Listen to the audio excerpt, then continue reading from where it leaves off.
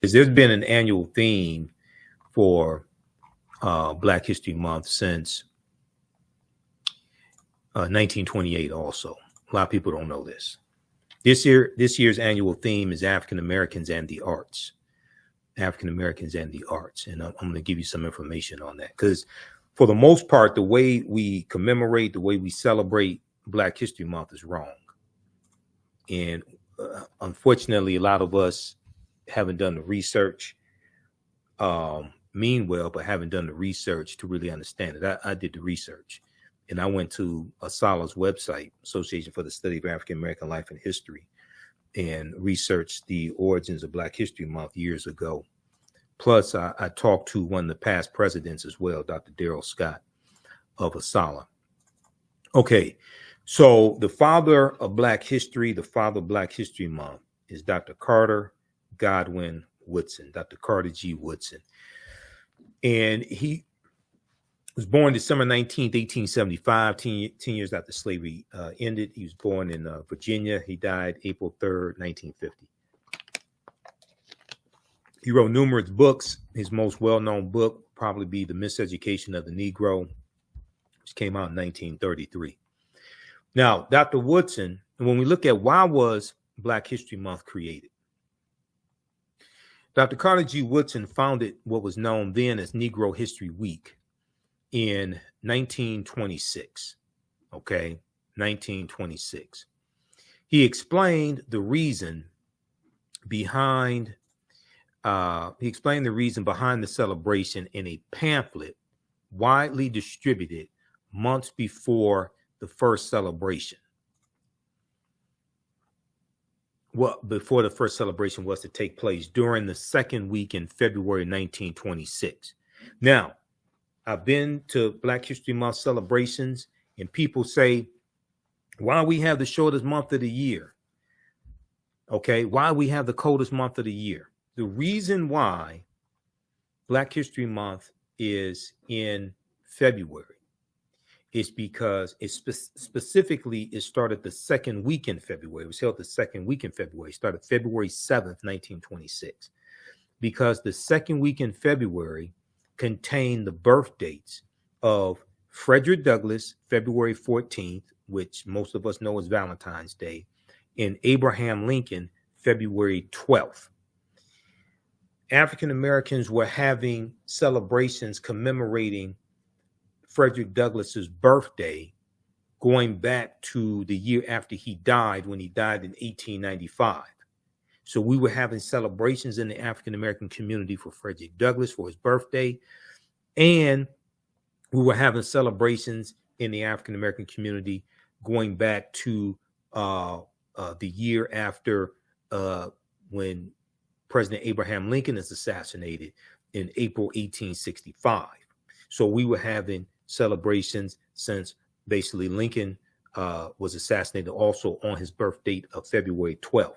So since there were already celebrations going on in the African American community surrounding these two men, Dr. Woodson put his new cultural celebration into that same period of time, because a lot of people were, having celebrations. They may be off work or whatever it is. This is going on, and so this is in 1926. Okay. Now,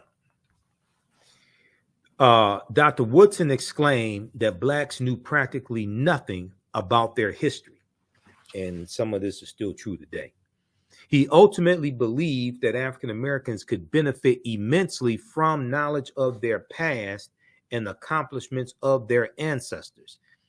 He added that race prejudice was the byproduct of whites' beliefs that Black people had not contributed anything of worth to world civilization. Okay.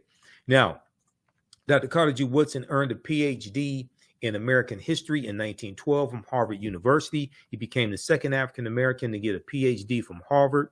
The first was Dr. W.B. Du Bois in 1895. Woodson was the first of African slave ancestry because his parents were slaves, and Dr. Dr. W.E.B. Du Bois was born to free parents. In 1915, so this is the 50th year anniversary of the end of slavery and the end of the Civil War. Dr. Carter G. Woodson attends a 3-week celebration, this symposium that takes place in Chicago, okay?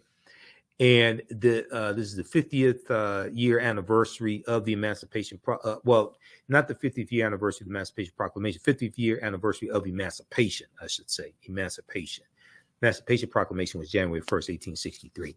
So there's a 3-week symposium that takes place, and they have all these exhibits and is documenting the progress African Americans have made over those 50 years. And you have speeches given and things like this. And it's at the symposium that Dr. Carter G. Woodson gets the idea to create an organization dedicated to the study and the preservation and the documentation and the teaching of African American history as well as African history, because he didn't just deal with the contributions of African Americans here in the U.S., but worldwide, as well as on the continent of Africa. So he decides to create an organization to promote the scientific study of Black life and history, the scientific study of Black life and history.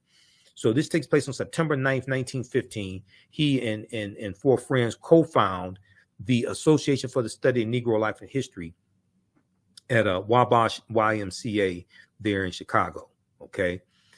In 1916, he creates the Journal of Negro Life and History, the Journal of Negro Life and History.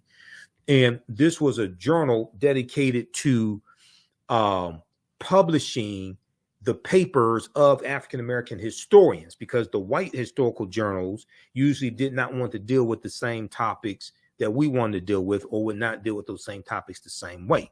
So he understood we had to have our own infrastructure, okay? 1921, he creates Associated Publishers, Inc., which was a Black publishing company that he used to publish his books. And they also published textbooks for Black teachers to use as well to teach, Black children. Now, Dr. Carter G. Woodson argued that if the historical record was set straight, and that if the history of Black people were studied along with the achievements of others in schools, not only would Black youth develop a sense of pride and self-worth. Not only would Black youth develop a sense of pride and self-worth, but racism would also be abolished. And Dr. Woodson said the history of African Americans had to be taught in every school across the country, not just in schools where we were the majority of the population of the students. Okay, he understood it had to be taught in every school across the country. Now, Woodson concluded, quote, "Let truth destroy the dividing prejudice of nationality and teach universal love without distinction of race, merit, or rank, with sublime enthusiasm and heavenly vision of the great teacher. Let us help men rise above the race hate of their age unto the altruism of a rejuvenated universe." Now, Negro History Week was, as it was called in 1926, was the first major achievement in popularizing Black history or African American history, and was unique in that it focused on African American youth. Now, it wasn't only for African American youth, but there was a focus on our youth. Dr. Woodson realized that the miseducation of Black people began in their homes, in their communities, and in their elementary schools. Dr. Woodson's vision of Negro History Week was optimistic, strategic, and long-term. He wanted this modest week-long celebration to serve as a stepping stone toward the gradual introduction of Black history into the curricula of all levels of the U.S. educational system. He's saying this has to be taught in all schools across the country, as well as in colleges also. The reason why is because the way you treat a people is largely based upon what you think about a people. What you think about a people is based upon what you have been taught about a people. What you've been taught about a people is based upon everything you read, heard, and seen about a people. So if you go through 12 years of education and you get a high school diploma, and you're not required to learn the history of African Americans, but you're required to learn American history, world history, American government, things like this. When the history predominantly of white people is required for you to be able to graduate, to get a diploma, so you can go into the military, so you can get a job, so you can go to college. But the history of African Americans is not required to do the same thing. What you're tacitly saying is that these people's history is more important than these other people's history over here. And since people are a product of their history, then you're tacitly saying that white people have more value. White people are more important because you have to learn that history than African Americans are. Okay, so you have this tacit superiority and inferiority ingrained in the educational system based upon whose history is being taught. So Dr. Woodson understood this. Okay, let's continue. All right, how you all like this type of information? Give us a thumbs up, give us a heart, give us a like on this broadcast, and be sure to register for my online history course also. Now, Woodson's vision of Negro History Week was optimistic, strategic, and long-term. Dr. Woodson hoped that Negro History Week would evolve into Negro History Year. He hoped that Negro History Week would evolve into Negro History Year, as he affirmed from time to time. Woodson consistently instructed those observing the week that they needed. Now, everybody pay attention to this. Dr. Woodson consistently instructed those observing African American History Month, Negro History Week, that they needed to diligently prepare for the celebration months in advance.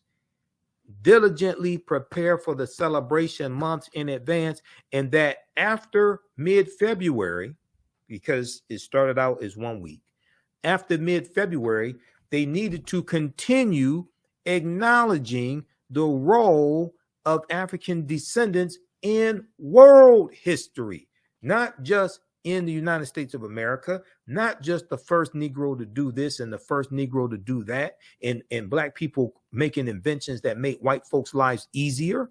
That's not what Black History Month was about.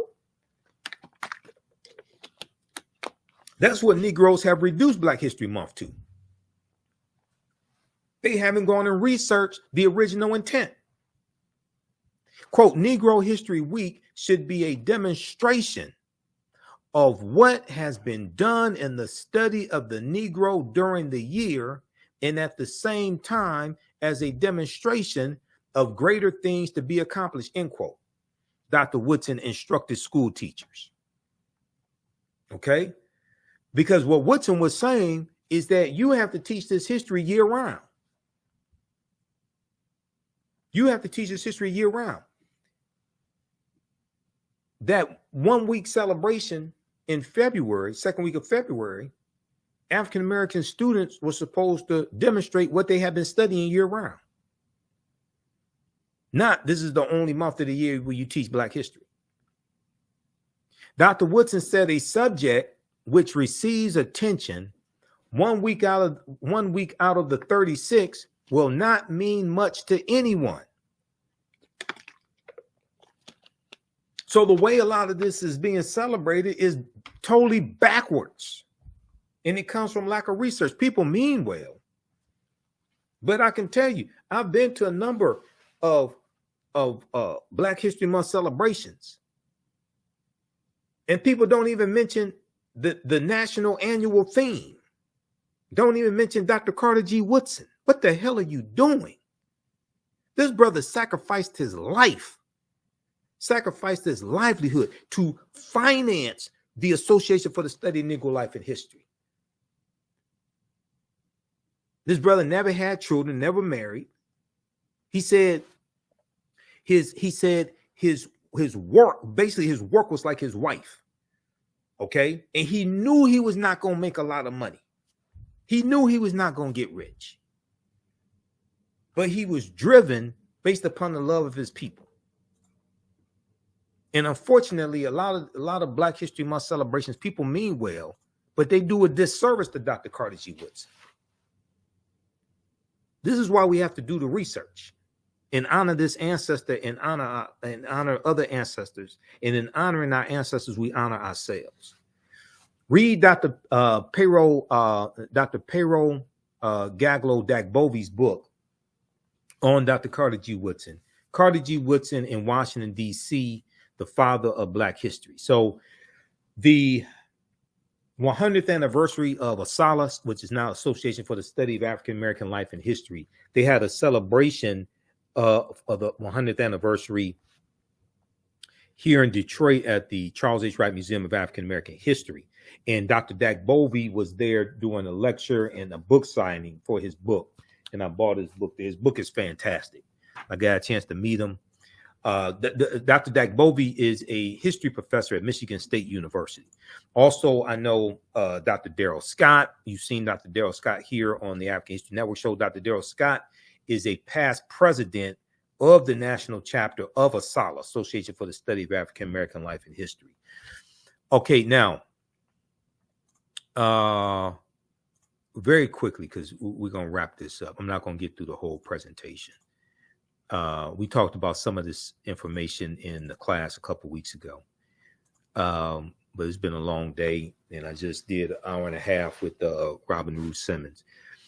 So 1915, you had the Birth of a Nation movie come out the same year that Association for the Study of Negro Life and History is founded. And this movie rejuvenated the Ku Klux Klan. This movie calls Race Riots in the Streets. It had dehumanizing images of African Americans, and it dealt with the period of time it dealt with was slavery, the Reconstruction era, and the Civil War era. Okay, and this movie rejuvenates the Ku Klux Klan because at the end of the movie, the Klan are the heroes. We boycotted against this movie. There's an article from the Root.com called "How Black America Rallied to Stop the Racist Film, The Birth of a Nation." There's an article from March 1st, 2015. And I talk about how we used to know when we were being insulted. You know, we used to know when we were being insulted.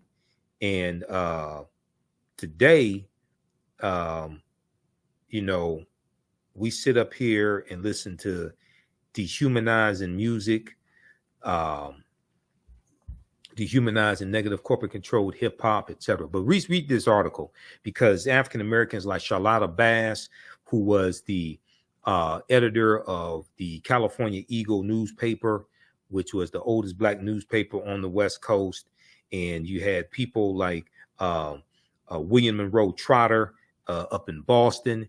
They led protests. They led protests against this movie. Okay, there were protests in the streets. And even when the play The Birth of a Nation was playing in Philadelphia in 1906, we led protests against that. Okay, we used to know when we were being attacked. Now we sit up, some of us sit up, listen to Cardi B, Megan Thee Stallion, Simply Red, Sexy Red, Ruby Rose, Nicki Minaj.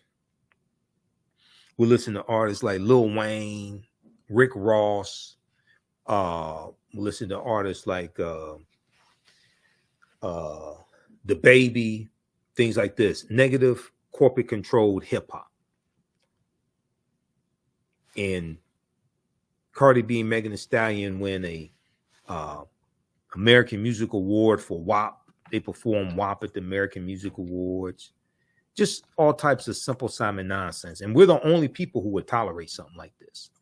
I'm telling you now, no other ethnic group would tolerate buffoonery like this. And their people being dehumanized. Okay, now, we look at annual themes. Okay, then also the Black National Anthem, Lift Every Voice and Sing, becomes adopted by the NAACP in 1919. This is 4 years after the Association for the Study of Negro Life and History is founded. It was written in 1900 by James Weldon Johnson, who just happened to be a member of Phi Beta Sigma Fraternity Incorporated, my fraternity. So I dealt with this history before. So I have 2 broadcasts recently that we did talking about the history of the Black National Anthem. Read this article here, Lift Every Voice and Sing, the story behind the Black National Anthem that Beyonce sang. Okay, and let's see here. This year's annual theme. Now, this year's annual theme is African Americans and the Arts. Okay. Some of the other annual themes for African American History Month, and they've had an annual theme since 1928. The theme, they have a write-up each year on it, an essay on it. It gives direction on how to have celebrations, the content to have in your celebrations, things like this. It gives you purpose. It gives you direction. 1928's annual theme was Civilization, a World Achievement. 1933, Ethiopia Meets Error in Truth. 1935, The Negro Achievements in Africa. 1936, African Background Outlined. 1960, Strengthening America Through Education in Negro History and African Culture. 1971, African Civilization and Culture, A Worthy Historical Background. Go to asalh.org, asalh.org. Those are just a few. They list all of them there at the website. Okay. Other ethnic groups have their monthly cultural celebrations. Native Americans have it, Jewish Americans, Haitian Americans, etc. When you study the history of these, they all started before or after. Most of them started after 1976. 1976 is when Negro History Week became Black History Month, and was recognized nationwide. And President Gerald Ford did a proclamation recognizing it. Even though in Virginia, some of us had already started celebrating it for 1 month. Okay. Dr. Carter G. Woodson in Miseducation of the Negro said, when you control a man's thinking, you don't have to worry about his actions. You don't have to tell him this. You don't have to tell him, do not stand here or go yonder. He will find his proper place and stay in it. You do not need to send him to the back door. He will go without being told. In fact, if there is no back door, he will cut one for his special benefit. His education makes it necessary.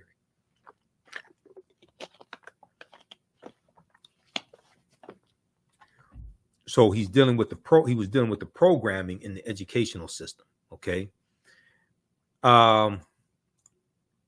This year's theme, African Americans and the Arts. African American art. I will just look at the theme briefly. There's a 2-page write-up at ASALH's website. African American art is infused with African, Caribbean, and the Black American lived experiences in the fields of visual and performing arts, literature, fashion, folklore, language, film, music, architecture, culinary, and other forms of cultural expression. The African American influence has been paramount. African American artists have used art to preserve history and community memory, as well as for empowerment. So this is not just about entertainment. Okay. Artistic and cultural movements such as the New Negro movement right after World War I ends in 1918. And you have the New Negro, which is a concept they were called race man. And this is a concept of dignity and pride, and being proud to be Black, being proud to be Negro at the time. Okay. And these brothers were coming back home and said that we want all of our rights now. We want all of our rights now. Okay. We're not going to deal with the segregation anymore, the lynchings. We want first-class citizenship. They said we fought for this country, we died for this country, and we want all of our rights now. Okay, so this was the New Negro movement. All right. For centuries, Western intellectuals denied or minimized the contributions of people of African descent to the arts as well as history, even as their artistry in many genres was mimicked and or stolen. However, we can still see the unbroken chain of Black art production from antiquity to the present, from Egypt or Kemet, across Africa, from Europe to the New World. Prior to the American Revolution, which was 1775 to 1783, enslaved Africans of the Low Country in South Carolina began their more than a 300-year tradition of making sweetgrass baskets, which separate the rice seed from its chaff, revealing their visual artistry via craft. Now, there were at least 262 skills, trades, and crafts that African people had in this country from 1619 to 1865. Okay. All right. So they go through and they talk about different genres of music and different genres of art from the 1960s to they talk about the 1920s and 30s, the Harlem Renaissance, the Black Renaissance or the Harlem Renaissance. They talk about people like James Reese, Europe, who he and the band in the 369th Regiment called the Harlem Hellfighters, they formed a band over in France and introduced jazz music to France. They have people like Langston Hughes and Josephine Baker, etc. Okay, they talk about the 1960s and the Black Arts Movement. People like Nikki Giovanni, Alvin Ailey, who creates the Alvin Ailey Dance Troupe. They talk about 1973 and the creation of hip hop as a culture, not the creation of rap. Rap existed before 1973, August 11th, 1973, at a party in the Bronx that DJ Kool Herc was DJing at in Copeland Rock. They start this genre. 5 elements of hip hop are DJing, MCing, graffiti, breakdancing. They say beatboxing, but it's actually knowledge, because knowledge was part of hip hop. There are 5 elements of hip hop. So what they're introducing, some people dispute the date, is the culture of hip hop, not rap. Rap, you have the song Minnie the Moocher. Rap predates 1973. Okay, the recitation of lyrics over music, that predates 1973. Hip hop is a culture. Okay, Cab Calloway, Minnie the Moocher. All right.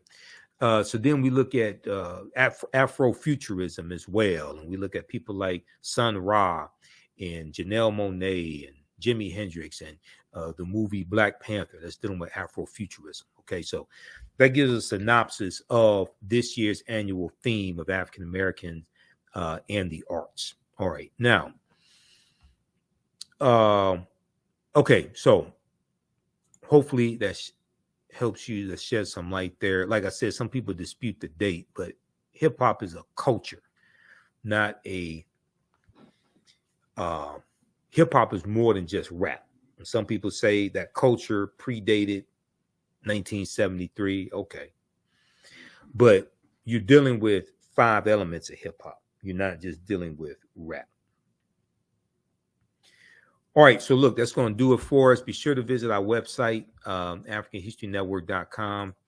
Register for my online history class that we do normally on Saturdays, but this coming Saturday, I'm presenting to the Detroit Reparations Task Force. So our next class will be Sunday, March 3rd, 2024, 2 p.m. And we'll get the new flyer up. But click right here to register here for the class. Class is on sale $80. Our lesson plan is here, so you can download the lesson plan and follow along in class also, okay? And you can support the African History Network, $ the AHN Show through Cash App, $ the AHN Show through Cash App, also through PayPal, paypal.me/the AHN Show. This helps us keep doing the research, stay on the air, keep broadcasting, pay some of the bills. So all the people who are commenting here, and even the ones that don't know what they're talking about, you can support us also. We have to get out of here. Remember, right now it's correct, wrong behavior is not over till we win. Wakanda forever. We'll talk to you next time. Peace.